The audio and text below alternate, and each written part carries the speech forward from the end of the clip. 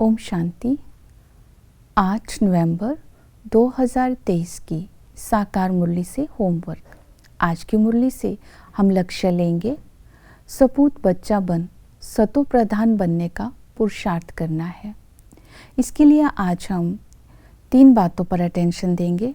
बाबा की याद में रहना है, श्रीमत पर चलना है और सेवा में बिजी रहना है। बाबा की याद में रहना अर्थात बाबा ने आज कहा बाप और वर्षे को याद करो।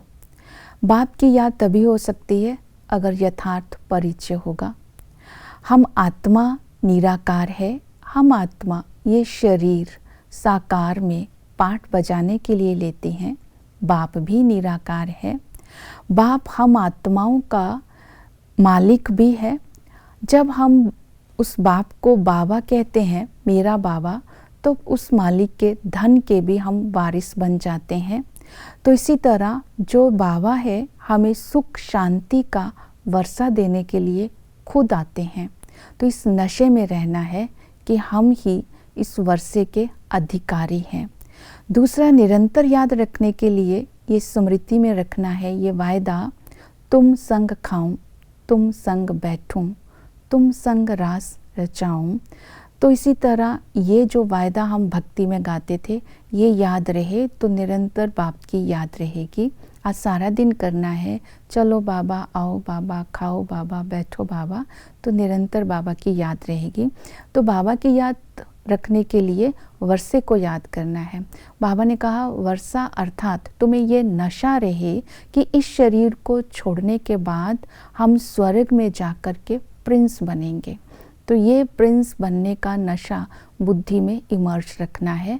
बाबा को याद रखने के लिए बुद्धि में ज्ञान का मनन चिंतन भी करते रहना है कि सतयुग में हम आत्माएं सतो प्रधान थी, वहाँ एक धर्म था, आधा कल्प हम सदा सुखी थे, एवर हेल्दी थे।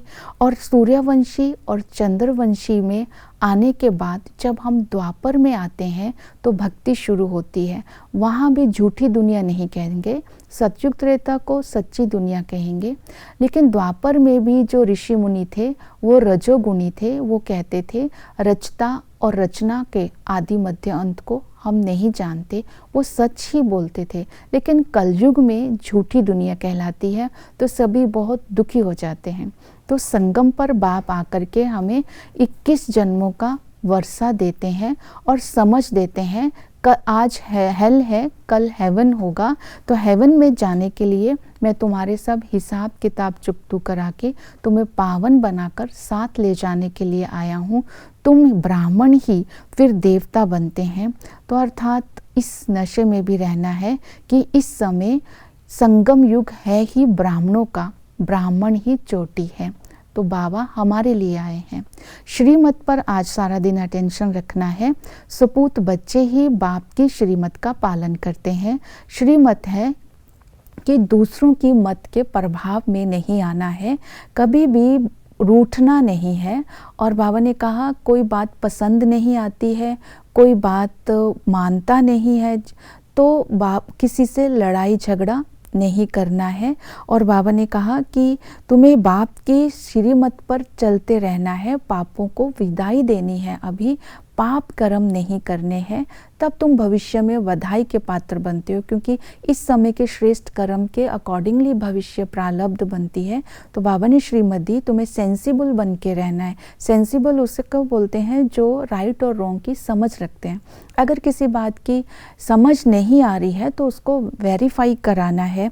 तो श्रीमत के लिए ही गायन है, जहाँ बिठाओ, जो पहनाओ, जो कहो, तो जो खिलाओ वो खाएंगे। तो अर्थात श्रीमत का ये पालन करते रहना है।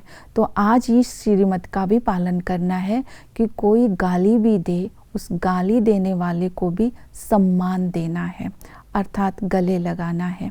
आज जो बाप समान बनना है तो इस श्रीमत का पालन भी करना होगा। कर्मों की गति का भी ध्यान में रखना है, क्योंकि बाप ही आकर के श्रीमत दे करके श्रेष्ठ कर्म सिखलाते हैं। बाबा ने कहा मरने के समय सब साक्षात्कार होगा, हिसाब किताब की भोगना हो, भोगेंगे और सब देखेंगे तो उस समय पश्चाताप करेंगे, नाहक मैंने ये कर्म किया, मैंने दुख दिया। बाबा ने कहा मैं तो दुख देता नहीं हूँ, मैं तो सुख दाता हूँ। लेकिन हमें कर्मों की गति पर अटेंशन दिलवाया बाबा ने, क्योंकि हिसाब किताब चुकतू करके ही बाबा पावन बनाकर साथ ले जाने वाला है। सेवा के लिए बाबा ने अटेंशन दिलाया कि ईश्वरीय नशे में रह करके तुम्हें सेवा करनी है, कि परमात्मा सर्वव्यापी नहीं है, 5 विकार ही सर्वव्यापी है। तो इस समय 5 विकारों को छोड़ना है। बाबा ने कहा मैं मैसेंजर हूँ, मैं पैगंबर हूँ, मैं तुम्हें मैसेज देने के लिए आता हूँ। जो धर्म पिता है वो तो केवल धर्म की स्थापना करते हैं, वो पैगाम नहीं देते हैं। तो परमात्मा का तो नाम रूप देश काल है, इससे परमात्मा को सर्वव्यापी नहीं कह सकते हैं।